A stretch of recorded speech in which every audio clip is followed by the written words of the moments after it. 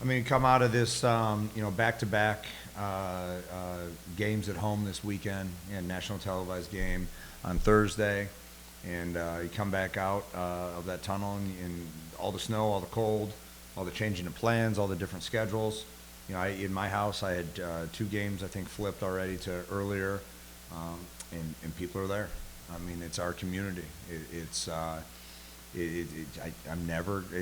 special, and we can continue to thank the people that support us, whether they're able to make it today or not. But it was really cool to walk out of that tunnel and feel that vibe. I think we made a couple of nice runs, and they were very helpful. Our guys did a great job. We come out right away defensively. I think it was 14-4, 16 to something. Made a couple subs, didn't dip in anything from a defensive effort. I think it was 27-24 at halftime. I didn't like some of the offensive things we were doing, but that I have to take responsibility on continuing to the way these guys care from a defensive standpoint, and how we are able to share and willing to share the ball and care for one another. I thought it got us up 15 a couple times. They are well coached. John's he's a good person. He's a very good coach, and his team is gonna always fight. So when we were up 15, they cut it back, and our guys closed it out the way we needed to, though. Arnie, obviously, first career double-double for you. Can you just talk about the game that you had today? I felt like I started off well, grabbing a couple of rebounds, saving that one from in front of our bench. As I got going, I felt more and more comfortable crashing, hitting, offensive rebounding. It felt good to get my first one ever.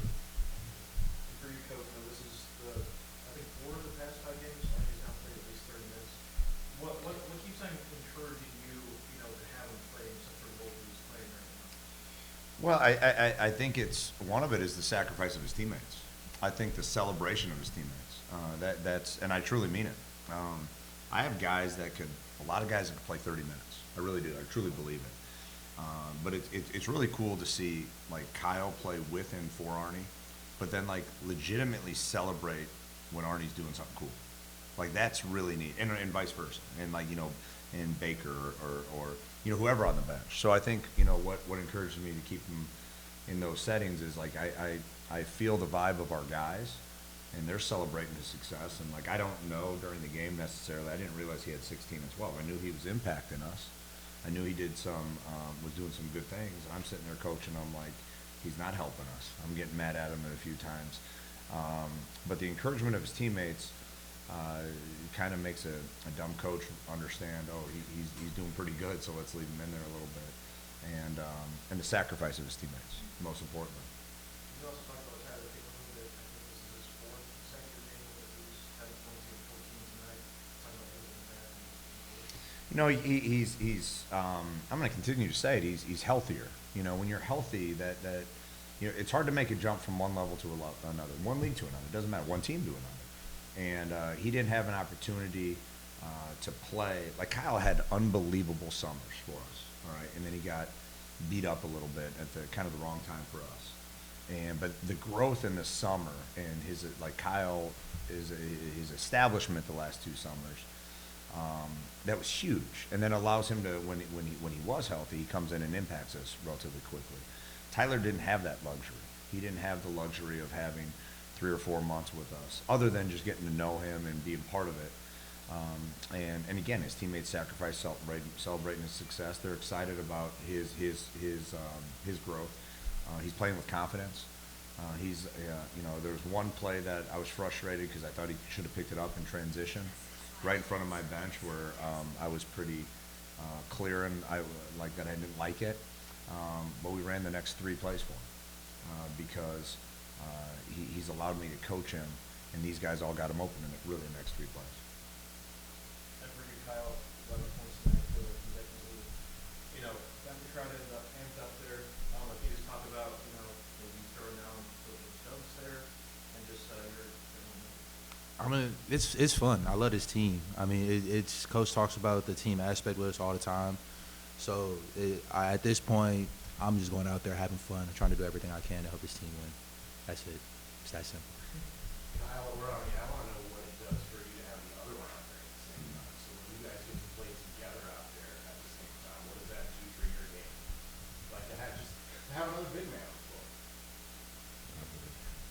You know, we clash all the time in practice, so it's fun. Like, I think we're still adjusting, Yeah. to be honest. These But at weeks- the same time, I think our games complement each other. It's like he said something when I had the 20-point game. He was like, I had all the defensive stops. I was getting rebounds. You did all the scoring. It was like, yeah, either any night it can be him scoring, me playing defense, me scoring, him playing like it goes both ways. Like, our games complement each other. So I won't say it's easy, but it's fun. It's just fun. You were pretty fired up when he got the block. Yeah. Yeah. I was gonna go. I let him go get it. That was nice of you. Go ahead, Lizzie. First off, congratulations. So I have a couple of questions. So first off, with Ring and bringing this on after the season, first off, how tough is that for the team? And on a positive note, what does it mean to see the players step up like this? You know, it's tough because we like having them around. I mean, that's they were in surgery, they were out, they're sore right now. They've been around a little bit more as of late.